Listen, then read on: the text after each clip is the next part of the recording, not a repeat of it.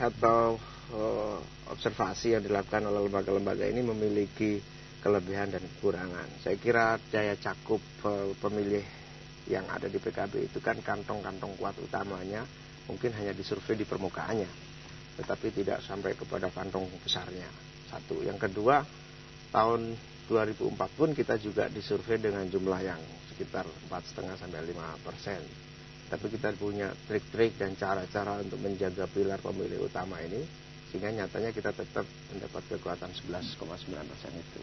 Jadi Anda kalau targetnya 20% itu artinya nanti bisa mencalonkan presiden? Ya, kita berharap. Siapa ya calon Anda ini, siapa calon PKB? Ya, kita sampai hari ini masih menginventarisir seluruh potensi-potensi bangsa ini, bukan hanya dari dalam.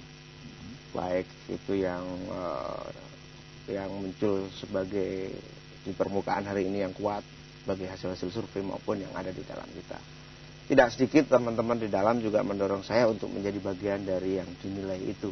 Anda didorong maju? Didorong maju. Terus jawaban Anda? Ya, saya lihat karena pada dasarnya saya sih menyiapkan dirinya 2014. 2014? Belum besok? Belum besok. Tetapi karena didorong-dorong juga, ya kita lihat kalau memang ada popularitas, ada elektabilitas, why not?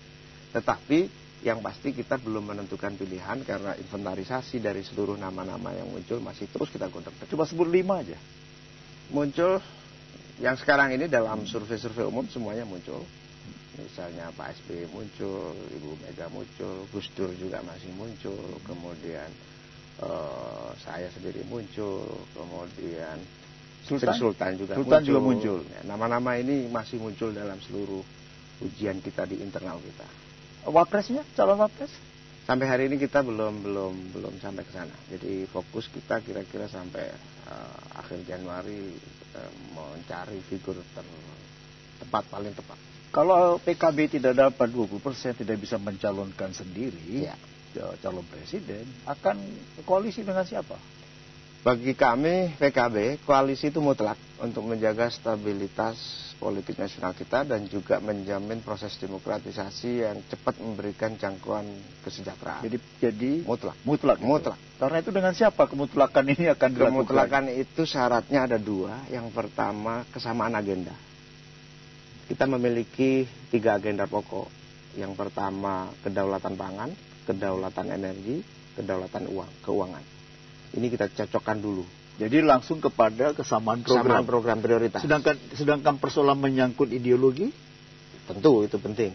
Paling penting malah. Saya kira hampir koalisi dengan paham kebangsaan juga? Mutlak itu. Saya kira hampir semua partai sekarang mau tidak mau harus menyesuaikan dengan paham kebangsaan ini. Terutama 3 besar utama pasti menjadi partai nasionalis juga. Nah, karena syarat yang pertama kesamaan ideologi, baru kita bicara yang disebut sebagai agenda-agenda utama. Di situ lalu kita membangun sistem pemerintahan presidensial yang betul-betul kuat dengan 5 tahun kerja ekstra agar secepat mungkin merecovery keadaan. Itulah agendanya. Dan di situ baru kita bicara. Dan insya Allah PKB akan ikut pada pemerintahan 50% plus 1 koalisi itu.